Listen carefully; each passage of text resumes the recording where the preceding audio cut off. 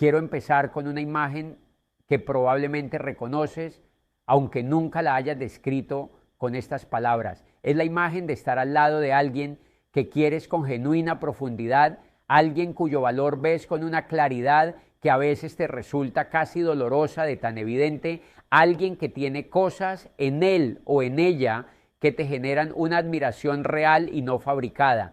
Y esa persona que tú ves así, no se ve así, no puede verse así. Hay algo en ella que bloquea sistemáticamente la imagen que tú tienes de ella y la reemplaza con una versión que es significativamente más pequeña o más defectuosa, menos merecedora de lo bueno que le llega.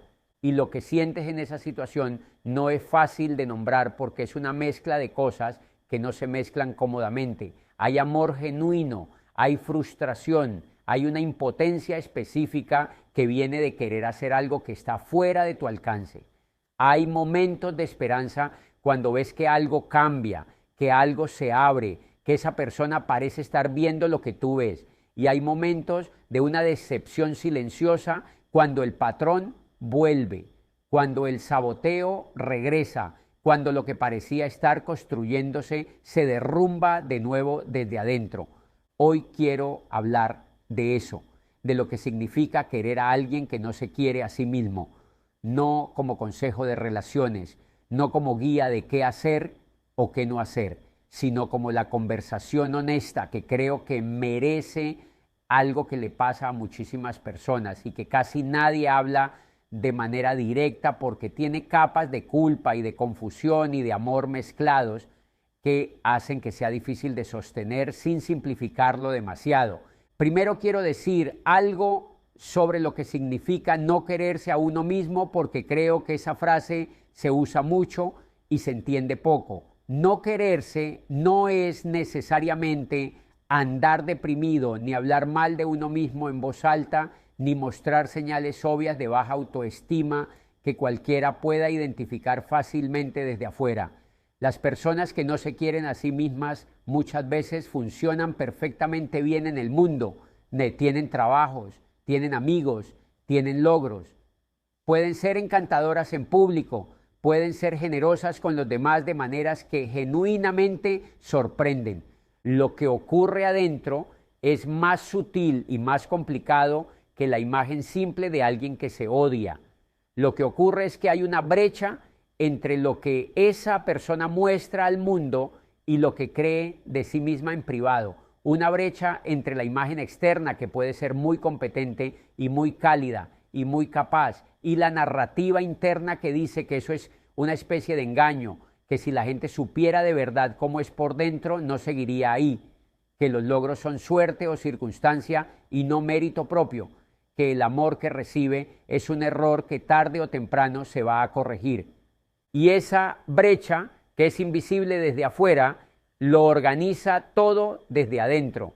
Organiza las decisiones, organiza las reacciones, organiza especialmente la manera en que esa persona recibe o no puede recibir lo que alguien que la quiere intenta darle. Déjame hablar de algo que creo que es el patrón más doloroso de todos los que genera esta situación, y es el saboteo, no el saboteo dramático, no el que viene con explicaciones claras y con decisiones visibles que uno puede señalar y decir ahí fue donde todo se torció.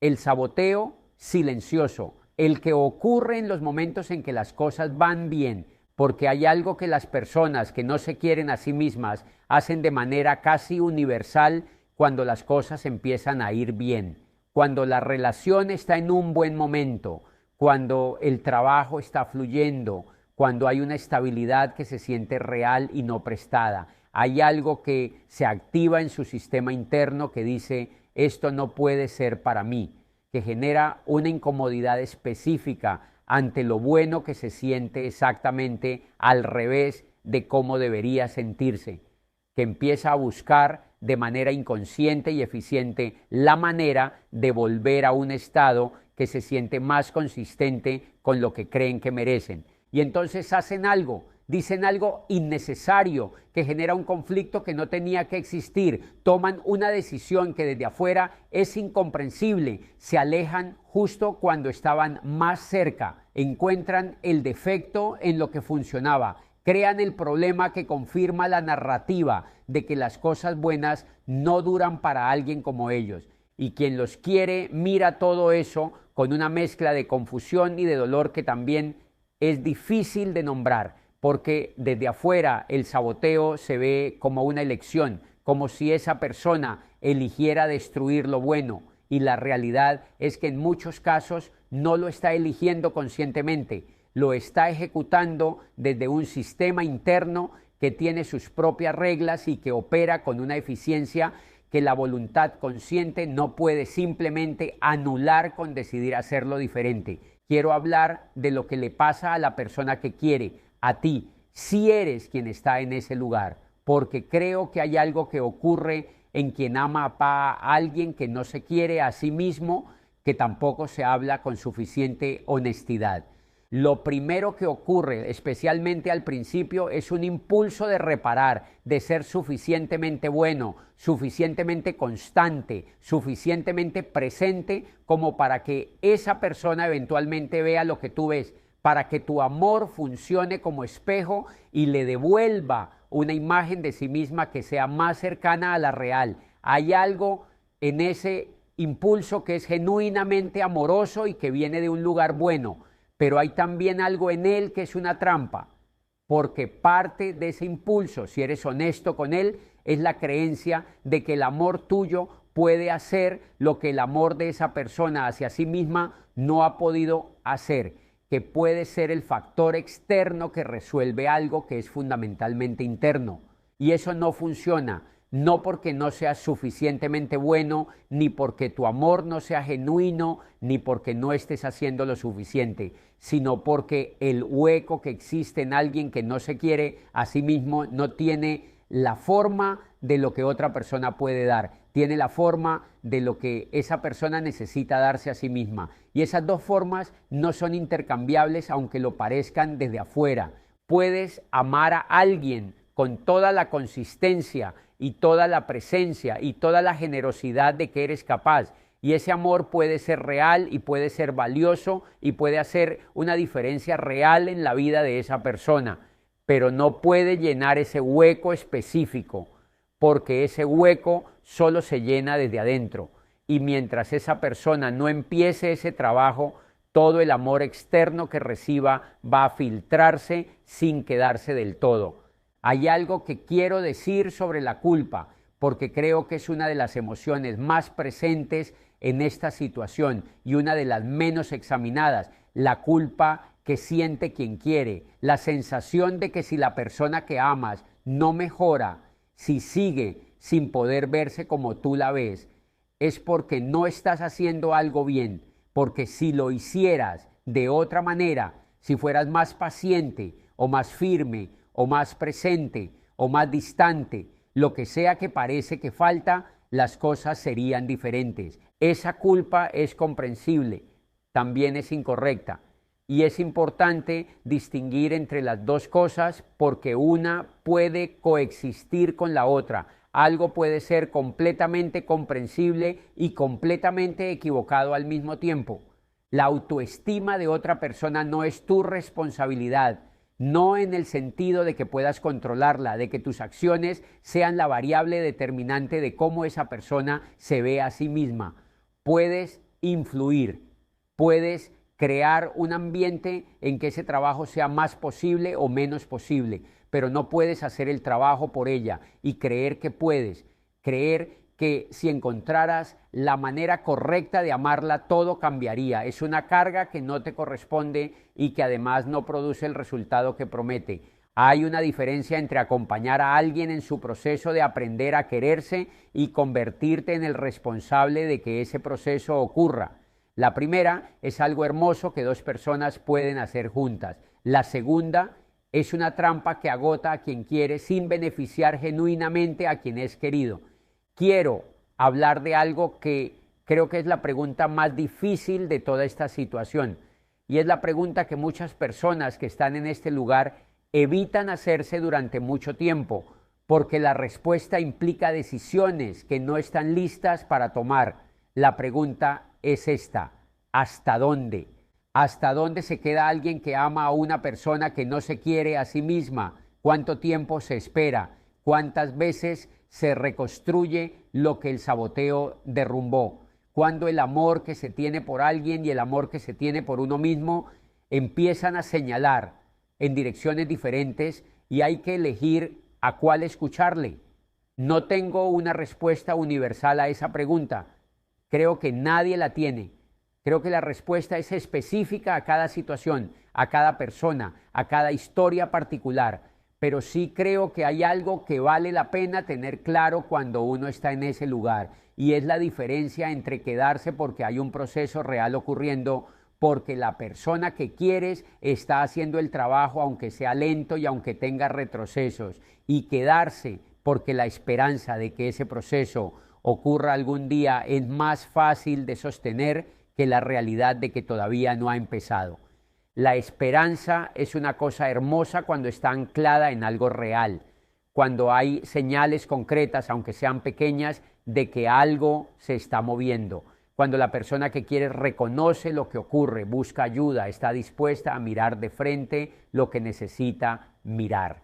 Cuando el amor que sientes tiene dónde aterrizar porque hay un proceso al cual contribuir.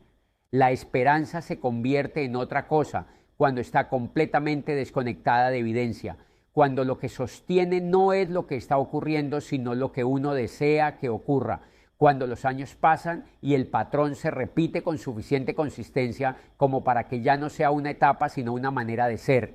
En ese punto, la esperanza puede volverse una forma de no ver lo que hay que ver. Y esa distinción que es genuinamente difícil de hacer cuando uno está dentro de la situación, cuando el amor nubla la perspectiva de maneras que solo se ven desde afuera o desde la distancia del tiempo, es la que más importa, porque de ella depende si quedarse es un acto de amor o un acto de evitación de algo que duele demasiado para mirar directamente.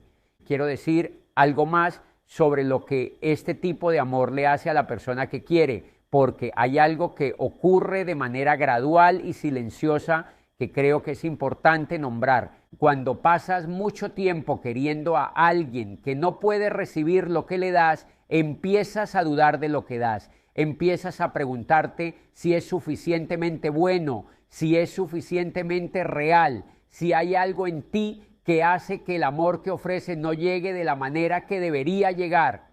Empiezas a leer el rechazo implícito en el saboteo, la distancia en el no poder recibir como información sobre tu propio valor en lugar de como información sobre el proceso interno de la otra persona. Y eso es un error costoso, pero es un error completamente comprensible porque ocurre de la manera más natural del mundo. Cuando algo que ofreces con genuinidad no es recibido repetidamente, la mente busca una explicación, y la explicación más disponible, la que está más cerca, la que requiere menos abstracción, es que algo está mal con lo que ofreces. Protegerte de esa lectura equivocada, mantener la claridad de que la dificultad de alguien para recibir amor no es un comentario sobre la calidad de tu amor, es uno de los trabajos más difíciles que existen en este tipo de relación. Y es también uno de los más necesarios, porque si pierdes esa claridad, si internalizas el rechazo como verdad sobre ti mismo, entonces la relación no solo te agota, te disminuye, te hace más pequeño de lo que eras cuando empezaste. Entonces, ¿qué se hace con todo esto? No tengo una respuesta simple porque no creo que exista una, pero sí creo que hay algunas cosas que son verdad independientemente de la situación específica en que estés. La primera es que no puedes amar a alguien hacia la salud. El amor es una condición necesaria, pero no suficiente para que alguien empiece a trabajar en su relación consigo mismo. Puede crear el ambiente en que ese trabajo es posible.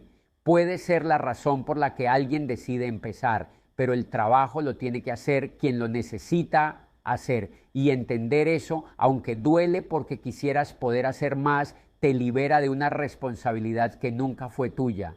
La segunda es que cuidarte mientras cuidas es una necesidad, no un lujo, que puedes querer a alguien con toda la profundidad de que eres capaz y al mismo tiempo tener límites sobre lo que puedes sostener sin perderte en el proceso, que el amor que te tienes a ti mismo no compite con el amor que le tienes a la otra persona, que los dos pueden coexistir y que de hecho los dos necesitan coexistir para que lo que construyes juntos tenga alguna posibilidad de sostenerse. Y la tercera, que quizás es la más difícil de escuchar, es que a veces la cosa más amorosa que puedes hacer por la otra persona y por ti no es quedarte. A veces es el límite claro, la consecuencia real, la distancia que le dice a alguien que las cosas no pueden seguir como están, lo que crea las condiciones para que algo cambie. No porque estés manipulando ni porque estés castigando, sino porque algunas personas solo empiezan su propio trabajo cuando el amor externo deja de estar disponible como sustituto de ese trabajo. Eso no es crueldad, es una forma de respeto, es creer que la persona que quieres es capaz de hacer ese trabajo aunque en este momento no lo esté haciendo. Y a veces esa creencia, más que cualquier presencia constante, es el acto de amor más profundo que puedes ofrecer. Gracias por estar acá.